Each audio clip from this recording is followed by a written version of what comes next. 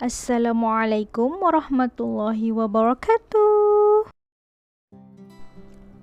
Hai, apa khabar? Kembali bersama saya Ustazah Rafidah Sulaiman untuk subjek Tilawah Al-Quran.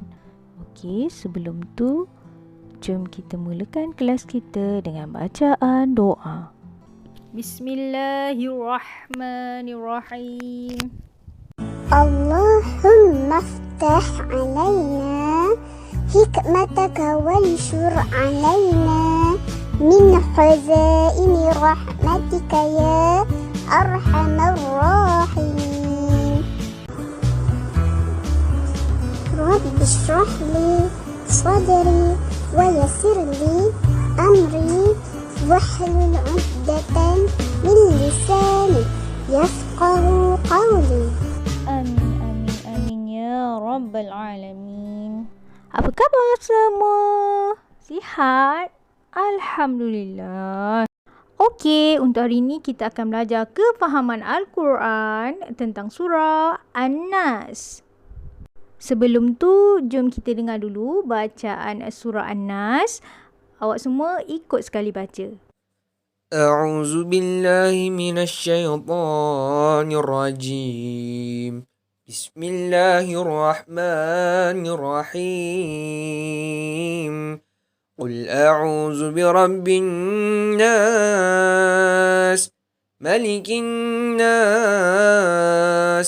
إله الناس من شر الوسواس الخناس الذي يوسوس في صدور الناس من الجنة والناس صدق الله العظيم. Sadaqallahul Azim. Okey, awak semua dapat ikut tak? Surah An-Nas. Okey, sekarang jom kita tengok tentang kefahaman surah An-Nas. Surah An-Nas mempunyai 6 ayat dan termasuk dalam surah Makkiyah. Tahu tak surah Makkiyah tu apa?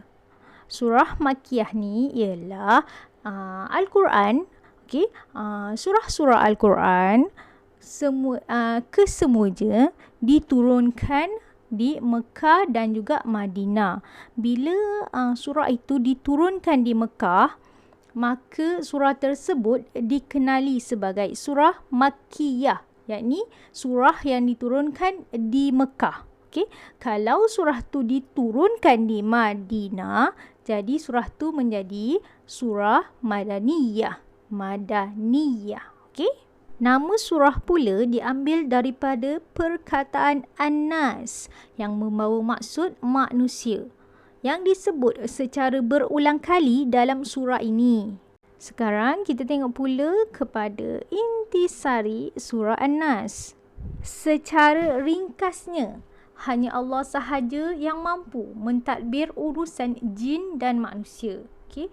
Kesemua yang ada dekat dunia ni, semuanya, semua kehidupan dan semua makhluk, hanya Allah sahaja yang berhak untuk menguruskannya. Okey?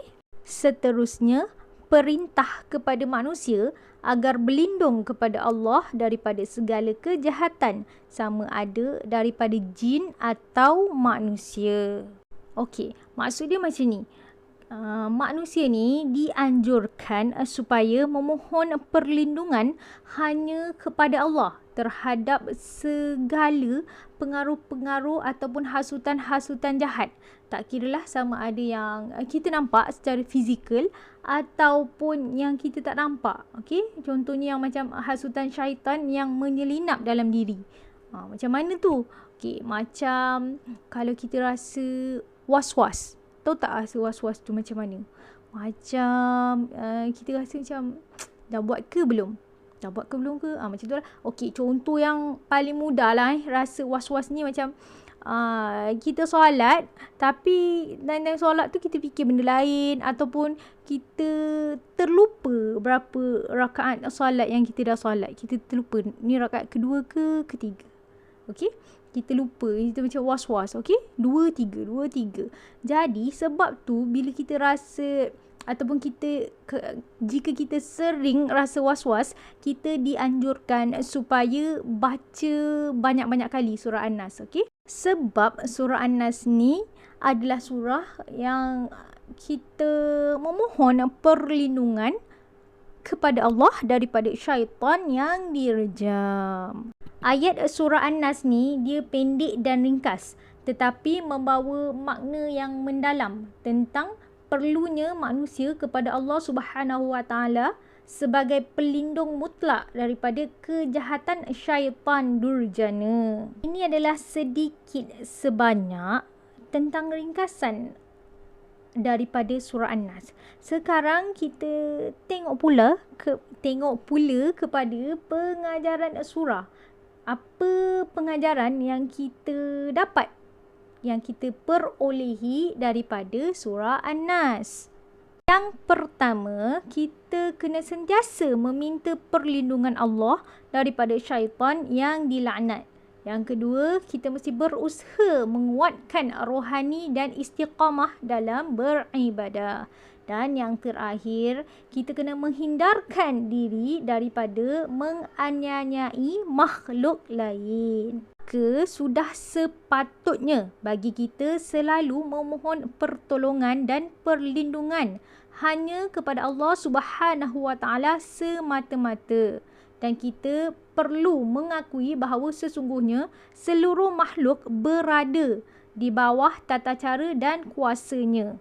Semua kejadian terjadi atas kehendaknya dan tidak boleh memberikan pertolongan dan menolak mudarat kecuali atas kehendaknya. Semoga Allah Subhanahu Wa Taala menjadikan kita sebagai hamba-hambanya yang sentiasa meminta pertolongan, perlindungan dan mengikhlaskan seluruh ibadah kita hanya kepadanya. Okey kelas, sampai di sini dulu penerangan tentang kefahaman surah An-Nas. Okey, untuk hari ini Ustazah nak awak salin nota yang Ustazah telah berikan ini. Okey, salin dalam buku tulis Al-Quran. Okey, tulis hari ini hari Isnin 24 hari bulan 6 2021. Tajuk kita hari ini kefahaman Al-Quran tentang surah An-Nas. Okey, salin balik nota yang telah Ustazah berikan. Dan satu lagi, Ustazah nak awak buka buku aktiviti awak, buku yang warna pink tu. Okey, buku pink tilawah Al-Quran. Okey, buka muka surat 38 dan selesaikan